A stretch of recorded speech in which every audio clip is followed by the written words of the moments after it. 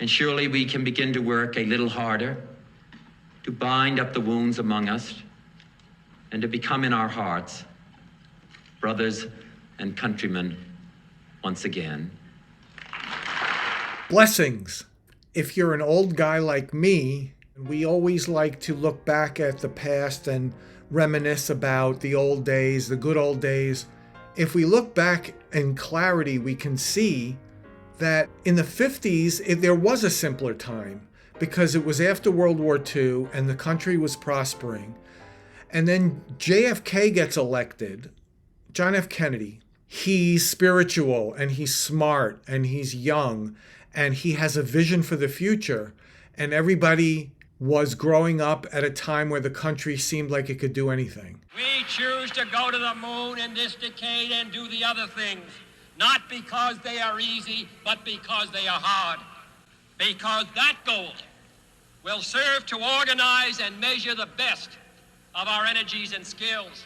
So much has happened between then and now, but there's a candidate on the scene named Robert Kennedy Jr., and he is trying to take us back to a simpler, more truthful way of thinking. He's become popular pretty quickly because even though it's hard for you to understand his speaking because of his voice. I had a very, very strong voice till I was 46 years old. It was unusually strong, and even at that time, I was making a lot of my income doing public speaking, and I could speak to large halls without any amplification. And then in 1996, when I was 42 years old, I got struck with a disease, a neurological disease, an injury called spasmodic dystonia, and it makes my voice tremble. We have to get past that in order to hear what he's saying.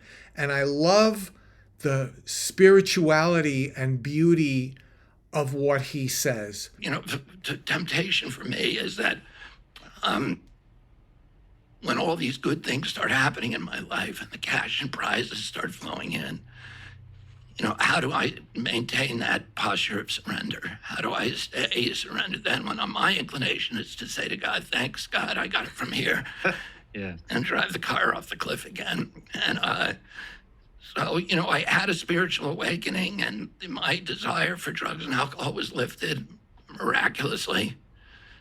And to me, it was as much a miracle as if I'd been able to walk on water.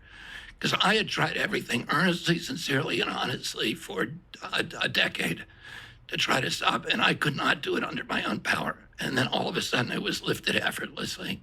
And, you know, so I saw that evidence, early evidence of God in my life and of the power. And I see it now, you know, every day of my life.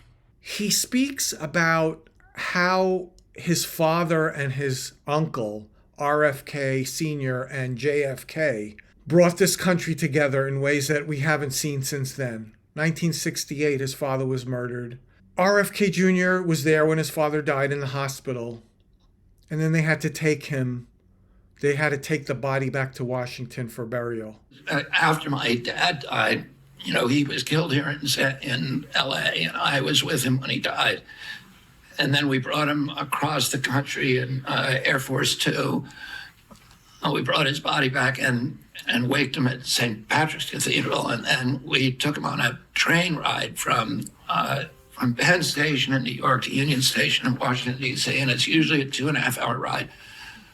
But it was 7.5 hours because there were more than 2 million people on the train tracks.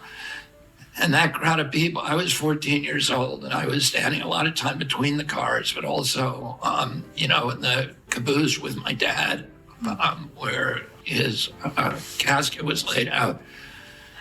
And it was laid out high enough that people could see it, so that people could see it from the tracks. But it was just this incredible cross section of the American public. There were these large, huge crowds just jammed with black faces singing the Battle Hymn of the Republic. And we would go through those stations in a crawl. And then along the tracks, there were, you know, white people, a lot of them in military uniform, hippies and tie-dye T-shirts. I remember a Boy Scout troop standing on the side saluting. I saw a baseball game, a Little League game, where all the players on both sides were standing with their hands, their hearts, and the coaches and all the crowd. When we were in Delaware, there were 7 nuns sitting, 6 or 7 nuns standing in the back of a yellow pickup truck, and they were all waving rosaries or handkerchiefs. And there were a lot of mothers, there were rabbis and priests and everything. There were mothers and people holding up signs that said "Goodbye, Bobby," flags and signs that say "Pray for us, Bobby." And they all came to the sidewalk and they stood with their hands at their hearts. They're holding their hats and their heads bowed as we drove past them up the hill to Arlington to bury my father next to his brother. He was trying to convince people that they were on a noble adventure to make this country a better place for everyone to love each other and live together. And that's the courage that RFK Jr. is using now to bring us all together. He was trying to convince people that they were on a part of a noble adventure, and to find the heroes inside of themselves, and to take and to see themselves as Americans rather than, Republicans or Democrats or whatever. It is now really up to us to see if we have the courage to make the right choices, to not be divided. Thanks for watching. Feel free to check out more about him online. And if you want to hear more from us, like and subscribe. You will get some more descriptive videos from me about RFK Jr. and more. Blessings to you and yours.